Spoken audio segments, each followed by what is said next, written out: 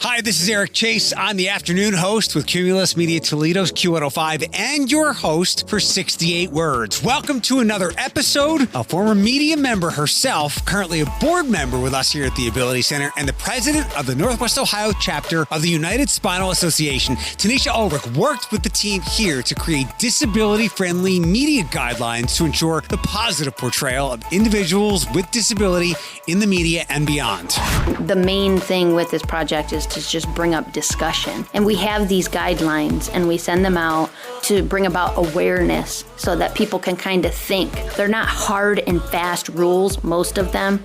They're just like, just think about it, making sure that you're not putting somebody in a category by saying they're wheelchair bound. You know, somebody it's a wheelchair user. People, places, and spaces doing disability differently, sharing first-hand experience in our podcast. Inspired by the 68 words that sparked the disability rights movement, learn where it started and what's next. Hi, my name is Stuart James, and I'm the Executive Director here at the Ability Center, and welcome to 68 Words. This is a first here for us on 68 Words. You sought us out, so thank you for doing that. Mm-hmm. You are the United Spinal Northwest Ohio. You say it for me so I get it correct. Okay, United Spinal Association of Northwest Ohio chapter president. What are some of the things that you do in that role day to day, but also larger vision-wise? We do a lot of advocacy. We do recreation. We have a lot of guest speakers. We go out and speak in the community. So we talk to a lot of physical therapy students at Owens. We've gone down to Findlay. We just take our message of advocacy out and let people know that we're here, and we talk a lot about how people can live their best life using a wheelchair. You were part of a pretty big, important project here that went out into the community, which we'll talk about in a little bit, which goes with the webinar as well that maybe people will jump into and check out for dialogue after we've wrapped up here. And again, thank you for coming and being a part of this very important podcast and the Think Differently effort here with the Ability Center. Tell me your story. You have been in a wheelchair since 2005. And it was a car accident, correct? No, it was an ATV accident. Actually, yesterday was the anniversary of that accident. So in 2005, I had an ATV rollover accident, and I am a T12. So spinal cord injuries are very diverse. There's a lot of people think that one size fits all when it comes to spinal cord injuries, and I'm a T12 complete. So that means I'm a paraplegic, and I have full function of my arms and my hands. I'm just not able to bear weight. So those are the challenges that I have from my injury. I had read, I think it's called Voice of Commons for the University of Findlay. They did a profile of you, and I think it was a friend that spoke to you, and I don't know if it was he or she or who it might have been, but they spoke about you needing to properly grieve this, or it would hit you like a ton of bricks at some point. Can you tell me about that? Oh, yeah. After my accident, I was just so happy to be alive and to be rescued, because I'd been out and nobody knew where I was, and I had been out in a field for 3 or 4 hours. So when I came back, I was just happy to be alive, and I was approaching life with that mindset. And I continued to try to push through all the challenges and problems that I was facing, and with that mindset, but at the same time, I just wasn't allowing myself to grieve. Somebody had told me that, it's okay to complain every once in a while, and it's okay to share your challenges and share the feelings that you're having about your loss. So they had said, if you don't grieve it, then it was actually a counselor that I had been seeing. It was a friend and a counselor. So he had come to my house and we had talked a little bit after I'd gotten out of the hospital. So I would share that with anybody that was going through something like a spinal cord injury where it just hits you like a ton of bricks, and sometimes it takes a while to process those feelings. And understand how life is going to be moving forward. That's the great thing about the group with United Spinal, is that we come together and we share our experiences, and it's not like we're so alienated. You don't feel so alone around where you're the wheelchair user around people that are able-bodied. You're a wheelchair user in a group of other people that are wheelchair users. And I always say we get further faster by being together, because we are so, there's people that have had the injury longer, or they've had their injury since they were born, and they share their challenges, they share their victories, and then we can learn from that and get further faster by being together. I deal with mental health issues, and I've long been associated with NAMI, and they do a lot of great support groups specifically for families of people with mental health challenges. And as I tell myself and others and people who go there, the depression, the anxiety, the illness will trick you into thinking that you're completely and utterly alone. And I think you might have just described that as well. It can be anything that is an albatross in your life. It will trick you. It will distort your reality. But then once you can come out of that and you see others like yourself, it makes it easier to live, doesn't it? Mm-hmm. Did you have an organization like you're a part of now for you back then when the incident happened? So the first person that I came into contact with that was a wheelchair user was a guy named Mike Miles, and he worked at the Ability Center, and he came over and he took me out to play tennis.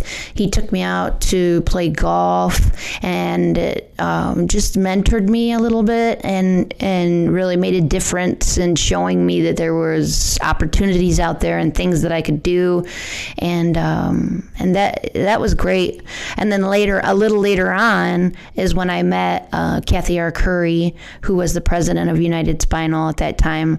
I met her, and then she brought me into the group, and that's how I kind of got to know some other people who were wheelchair users. And then now I play wheelchair tennis with a group of wheelchair users, and we're friends, and that's been interesting to learn from a whole new set of people, and from their challenges, and I'm pretty open. So sometimes when I go into these groups, I want to talk about all these challenges. I want to talk about I want to get to the root of how we can make things better, and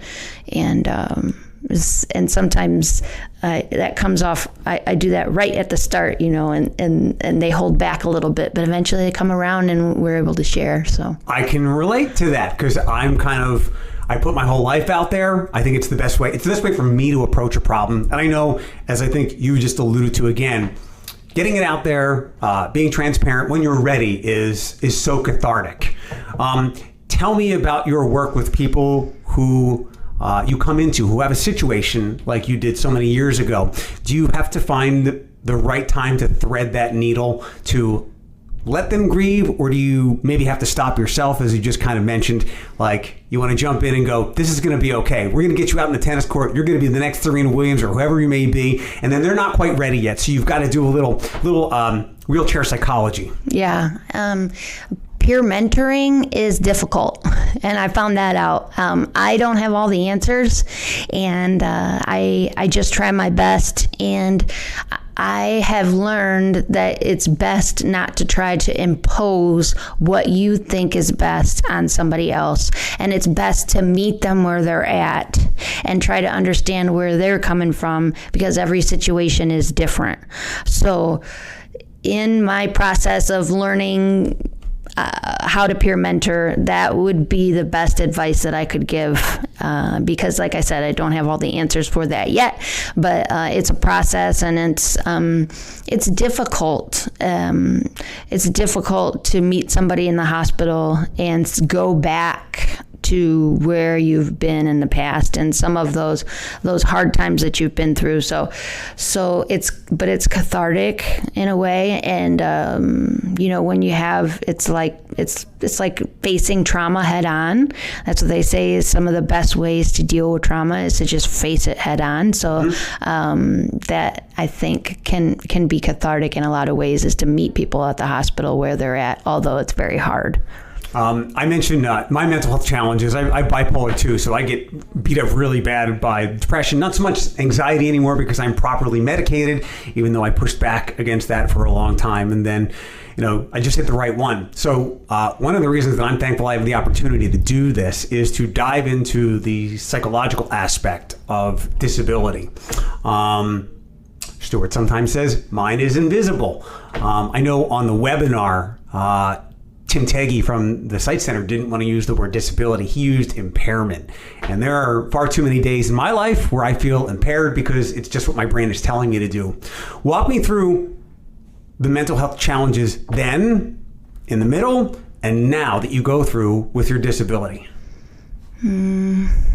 I would say at first it was just staying positive and trying to get through where I was at that time, trying to see my way through it, see my way through that storm, what my life was going to look like at the time. My husband came to me and said, "Are we even going to be able to stay in this house?" And at that time, I was just like, "Yeah, of course." I couldn't see past that. I couldn't take that into. I couldn't take in a move at the same time. I was trying to get through where I was at. So there was a lot of challenges as far as that goes. And my accident was very traumatic because there was a lot of injury and there was a lot of uncertainty because I didn't know whether or not I was going to make it. So I had a lot of trauma from that, and I tend to deal with problems like that where it takes me a while to process my feelings. So do your best thinking in the shower. Yeah, I think so. Although I like to put on music when I'm in the shower, like podcasts. I like to listen to podcasts while I'm in the shower and Here's try to one think. You can listen to. Yeah, absolutely. What do you like? I like to deviate from time to time. And to warn you now, when I say it's my last question, there's usually 3 more last questions. What music do you like to listen to? What podcast do you like to listen to when you're in the shower? I like to listen to, I actually like older country music. Okay. So I like classic country and podcasts. I really like the comedians, Christina Pazinski. She has one called Your Mom's House. I like Joey Diaz. And I really like, mostly Christina Pazinski. She's my favorite right now. So if you're, a lot of people get accused of singing in the shower poorly. You get accused by your husband of like cackling and laughing your backside off in the shower? Yeah, I do. I do laugh quite loudly sometimes at some of the stuff that they're talking about. Yeah. So it also seems like we had to put your body back together, but also your mind after the incident. Mm-hmm. And it sounds like it was really helpful, serendipitous. Your friend you mentioned, I don't think you were paying him a copay. He was a counselor, was able to offer some friendly advice and insight. Mm-hmm. Actually, I'd seen him before my accident. So when I was in college, I'd went to see him. I was dealing with some post-traumatic stress issues before my accident. So then he came to see me when I was in the hospital as a visit, as a friend. And then afterwards he came and just talked to me and it was just as he was transitioning. So he was no longer going to be my counselor at that time. And his parting wisdom was to kind of make sure to deal with some of these challenges head on and grieve it. Yeah, grieving was the big thing that he had said. Make sure you grieve it. Give yourself that grace to grieve it. I do some work with Good Grief of Northwest Ohio. They help kids and teens dealing with the loss of a loved one. Not through any kind of tragedy. It just could have been they loved their grandparent, and that grandparent wasn't going to make it to 115. 114 was the end of the road. And they always talk about everybody's grief is on their own timeline. Have you learned things like that? And is that insight that you passed along because you've inevitably doing what you do and helping who you help? See a lot of stages of grief. Yeah, absolutely. I think grief it's ever changing, and it's not a straight line. It comes and goes, and sometimes it hits you when you least expect it. And I think it's important to just let yourself feel it when it does come around, and let yourself try to understand where those feelings are coming from, and don't be afraid of it, and don't try to cover it up or speed through it, and take the time to process it and just try to get through it. There's no easy way, that's for sure. Mm-hmm. It's something that's not going to go away. It's just something that's ever changing. It's ever evolving. And I'd say just to be gentle with yourself or the person that's going through it, and to just try to come up with creative solutions to help get through it. Talking is always good. There's a lot of different counseling options that are out there today. Like you can do it online, you can do it on the phone. Doesn't necessarily have to be in person where you go to counseling. So that's important. And even just like with our group, getting together and talking sometimes like about our challenges, getting together with somebody else that knows what you're going through, and saying, and being honest about what it is that you're feeling at the time. I started to call, I like to quickly dismiss buzzwords, because I mean, you can have all the great sayings on the internet, but it requires action. And if they catalyze action, great. But self-care has been one thing that's been huge, especially during COVID times. And I like to switch that over to what you just mentioned. I've switched it over to mental health hygiene. We brush our teeth every day. If you don't, I don't mean to offend you by any way whatsoever. Shower, bathing, all that stuff. Hygiene stuff, which we do every single day. And we don't do it because it's glamorous. It's just something that we feel we need to do. Or we make our twice a year dental appointments, like you just talked about. Maybe sometimes your disability, your brain saying, you don't want to talk about this. I just want to sit in your brain and make you upset. And then you go talk to one of your groups, and then before you know it, you kind of snap out of it, don't you? That mental health hygiene. Has there ever been a time where you weren't in the mood to talk about it, and then you talked about it and you felt really good? Yeah, I think so. Although sometimes when we're out and about in the public, there's people that come up that want to ask questions about why you're a wheelchair user, and that just come out of the blue. And I was thinking about that while you were just describing. Sometimes you don't want to talk about it. And it's like, that's always difficult for me when somebody comes up and asks those questions. And we've had some, in our group, guest speakers come in and talk with us about how we could deal with those situations. Her name was Rosie Best, and she was from Issue Box Theater. And she came in and she did a little improv with us about, like, so we're in these situations and people come up, what is it that just say it to me as if I was that person. And I think some of the people in our group got real benefit out of that, to kind of play through how they could deal with those situations. And it was fantastic. It was great. As someone who just admitted a couple minutes ago, you like to go to warp speed pretty quickly, no small talk, right to the point. Do you ever deal with those situations of people who ask direct questions like that with a little bit of sympathy or a little bit of humor? Oh, yeah. Sometimes I make up stories. Me? Yeah. Have you come up with any fun professions? Or yeah. That, like, you didn't see me on ESPN last week? Yeah. Hello. Did you finish watching the U.S. Open? We were on afterwards. Yeah. It was after midnight, but I was there. You were at the U.S. Open? Yeah, I won. I was attacked by a bear. I told him that one time. Yeah. What's the story that goes over best? Or do you just constantly change it? I constantly change it, yeah. I ask everybody that sits down in this, and I think I know your answer because of all the guests so far, you have forced me to do the most homework. I say this with great respect. I think you are, from what I gather, are an incredibly tenacious advocate, and don't like to deal with anybody's BS. Do you, to what Tim said, Tim doesn't like the word disability for him. It's impairment. How do you define yourself? Do you have it? Do you see yourself as someone that has a disability? Yeah, Yes, I think that disability is a good word to describe me. I think it's hitting it head on, and I think that's a choice that everybody can make for themselves. But for me, it's not a dirty word, and I think it's the best way to describe me. It's just I have a disability. I'm a wheelchair user. I'm somebody that uses a wheelchair.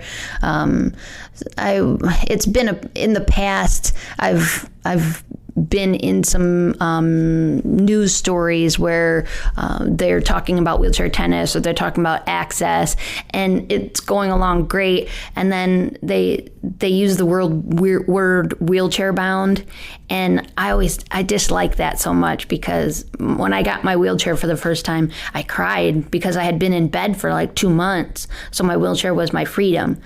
And then on the same side of the token, I understand where they're coming from. They don't really have any other, that's just an easy word that they use.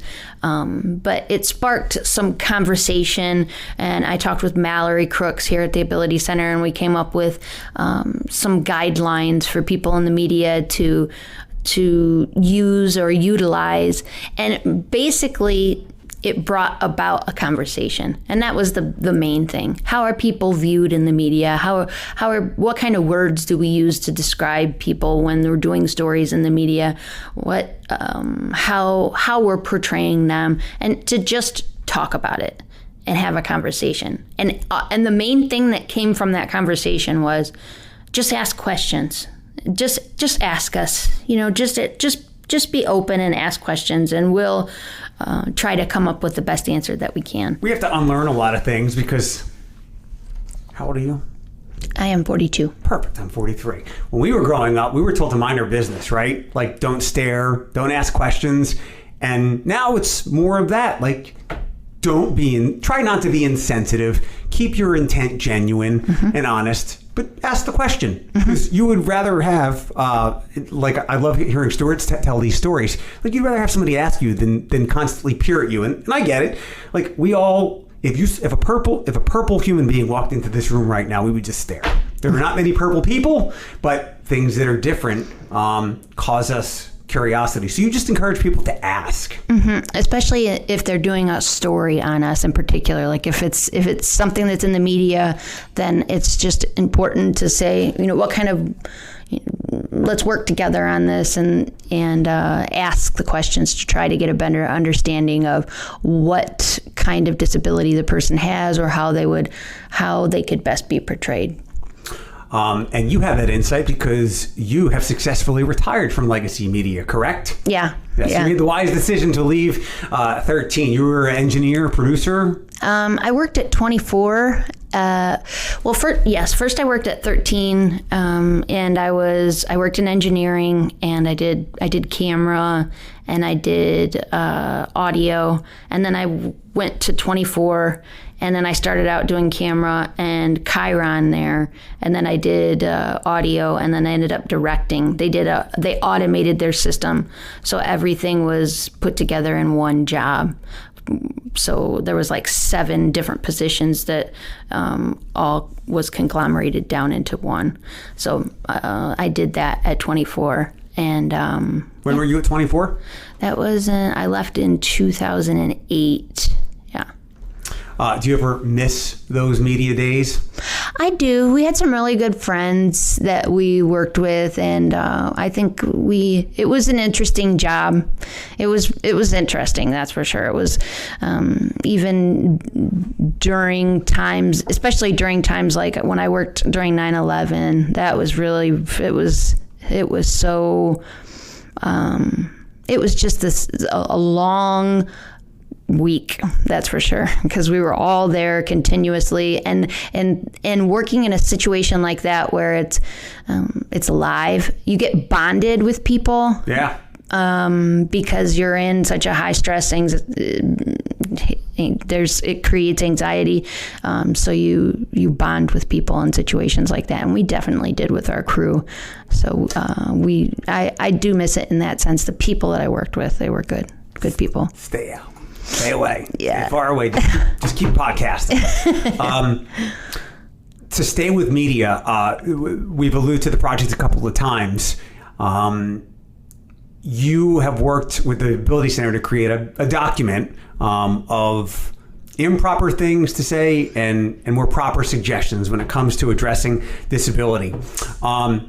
I still walk on eggshells with some of our guests here on the podcast because I've never met any of you before we sit down at this table. And I know that most of you are probably far more nervous than me, but the last thing I want to do is to offend anyone. There are people out there who are just clumsy and ignorant with their words. When people say that about any issues that I struggle with, I just immediately dismiss them. I think that's why Stuart and I get along so well. Like, I don't know, I'm Jewish as well. There are many, many, many, many slurs that you can throw at me and I'd be like, cool, I'm going to go check out at Target now. I think I'm glad that you're doing this because what I view as your tenacious advocacy, because I think you will make, and I think you probably already are, an incredible teacher and guiding people so that we can all communicate better. Because to be honest, and one of the first things in your document says, person first. I read the document, and up until not long ago, I didn't know what that meant. But I mean no ill intent. And that makes me think that there are scores of other people who don't know what that means, and they mean no ill intent. So it's like we almost have to, if instead of starting at level 1, it's like level 0. Can you explain person first? Yeah, I think that it's just important when you're using descriptive words to make sure that you're not putting someone in a category where it's so difficult. Tell me why it's difficult, because if it's difficult for you, it's even more challenging for us. Yeah. I think it's difficult because every situation is different. And that's why we keep coming back to the fact that it's just important to ask questions. And the main thing with this project is to just bring up discussion. And we have these guidelines and we send them out to bring about awareness so that people can kind of think. But they're not hard and fast rules, most of them. They're just like, just think about it. Kind of open your mind a little bit to think about how it could change a little bit. Just making sure that you're not putting somebody in a category by saying they're wheelchair bound. You know, somebody it's a wheelchair user. Like there's a host of other things in between that you come into contact when you're trying to deal with this, but it's mostly just we're people and we all have challenges. We're not all the same.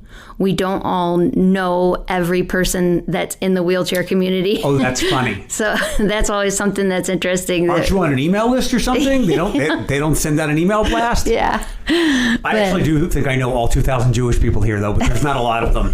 But yeah, that's interesting. I had not heard that one before. Yeah. Can I ask you about your encounter with Rob Portman? Oh, yeah. We went to the Roll on Capitol Hill for United Spinal. It's an event that they hold every year, and it's an advocacy event.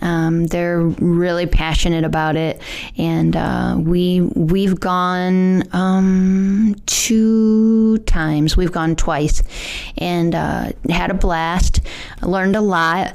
One of the times that we were there, we were asked to go to a coffee that was going to be in Rob Portman's office, and you never know if they're going to be there or not. So we just went into a room full of people, and I was dressed in my United Spinal bright orange shirt, and there was a room full of people that had blue suits on. That was just, everything was just so dark.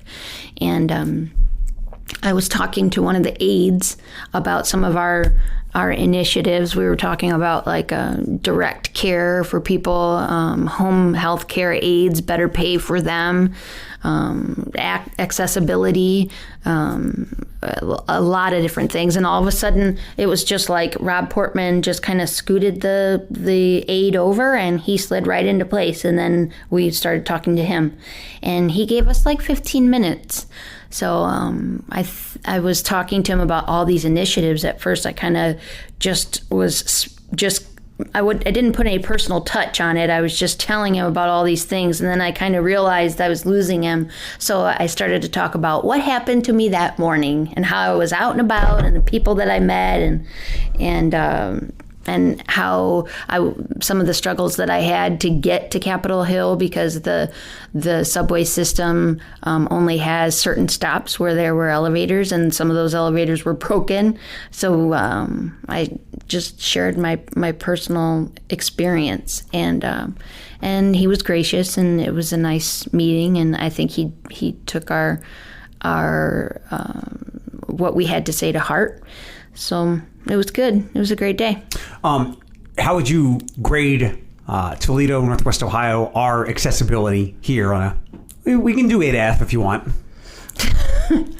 I think that it's got it's ever changing. So that grade, if I gave it a grade today, it would be different with next week. We can grade it next week. I'll come back. We can set all this up again. You can text me or anything like that. It's just so ever changing. You know, there's so much construction that's going on, and that's over right now in Oregon. They have some projects that are going on that I've been a part of, where they have gotten some money to change the layout of they're putting in a bike trail. They're putting in some roundabouts. They're putting in a downtown. They're calling it the downtown project. And so we have been going to those meetings to let them know that we're here, you know, to keep us in mind. We're, you know, people with disabilities, we're 25% of the population. And when they put make these big changes, that to keep us in mind, because it's going to affect us for a long time. So, you know, it may seem small, but the curb cutouts and the sidewalks and the way they're laid out, and it makes a big difference in our lives and the lives of the people that are in our community, so they can get around and be out and be active and be in the world. Within that 25%, which is included in the document that you've created for the Ability Center, and it's pretty eye-opening. Within that 25%, do you run into challenges like maybe the one you're talking about in Oregon? Because within that 25%, there's a vast spectrum of disabilities. Does that become a challenge to get people to change and understand? Because not all the accessibility would be the same. Some of it is the same. So like the curb cutouts, that's a big one where it would help people that were using crutches, as well as it would help people that were using a wheelchair, or even somebody that had hip issues and they weren't using crutches yet and they were trying to get up over the curb. So some of those things are real basic and baseline. Sure. And I would say curb cutouts are a big one. And it's how big they are, where they're putting them, how steep they are, things like that. It's just really important. So it's important for us to have a seat at the table, so that when they make these changes and they're talking about these plans, that we're there. And sometimes we have to put up with some adversity because of it, but we just keep going and letting them know that we're here. And in particular, the projects that I've been involved with have been the suburbs around Toledo. So a lot of them are older, and they have a lot of issues with accessibility because of that. So it's coming up with solutions to try to help people be involved and be people who can live their best life. Yeah. Do you live out in Oregon? Is that your part of town? I grew up out there. Gotcha. I have family out there, and I live in Bowling Green. It's rural Bowling Green, so it's in between Bowling Green and Perrysburg. So Perrysburg Township? It's a quarter of a mile from Perrysburg Township. So it's still a Bowling Green address, but it's out in the country. That's a whole other issue, is people with disabilities that live in the rural areas. It's making sure that they have a seat at the table as well, and making sure that their voices are heard, even though they're out. Sometimes they can feel alone. There's a lot of people that are in our group, United Spinal, that are from rural Northwest Ohio. So we all have a lot of things in common because of that. That might be one thing that the average person can understand, that sometimes in rural areas, things are much slower to change for a variety of reasons. Mm-hmm. Okay, the serious part of this is done. What's your favorite restaurant? I like to cook a lot, so I don't go out What to do you eat like to cook? a whole lot. Oh, I like, well, this time of year we grill a lot, but then in the wintertime I make I like jambalaya. That's one of the things that I make a lot. I like to make big dishes full of things that I can have for like a week, and once they're in the refrigerator for a night, that they taste better, and that's jambalaya. Bless your heart for loving leftovers as much as you do. I do, yeah. Wow. What else besides jambalaya? Throw some tips my way, because I'm not a leftovers person. I enjoy cooking, but it's only me. The dogs would love to eat, but it's only me. I don't make more elaborate things because I don't want the leftovers. So what's a good leftover that tastes as good or better than when you made it fresh? I would say the best thing that I could tell you about leftovers is it's probably the way you're making it. So if you're putting it in the microwave, in particular, say it's like fried chicken, you can't just put that in the microwave because it's going to get all soggy. You could put it in the oven and warm it up that way. If you have like a little convection oven, put it in there. That makes it nice. But also you can put your leftovers in a saucepan on the stovetop and put a little bit of water in there. Put like 2 tablespoons of water in there and then stir it up. So especially if it's something with rice, then it's going to be as good as the first time you had it. This is almost defeating the purpose of leftovers. Don't we eat leftovers because it's so darn easy? Yeah, I think so. Yeah, but it's delicious. It can be delicious too, and like I said, even more delicious because it's sat and let the flavors meld overnight.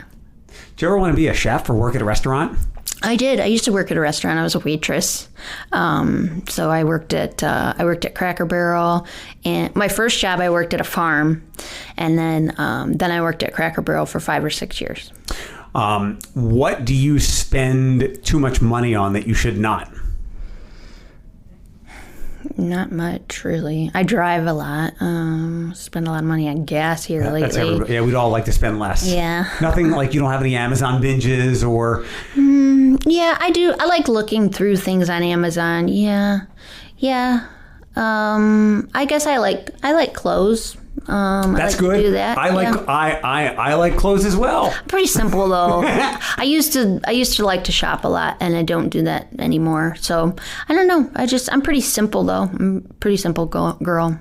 What is complicated about you, other than all the stuff we've already discussed? Like maybe something that drives your husband nuts, and he just throws his hands up in the air. Oh, I'm always worried about other people's problems, and I'm always taking their problems on as my own, and then I let that bother me. So I would say that would probably be it. He always tells me you can't worry about things that you can't control, and that's hard for me because I just want to help.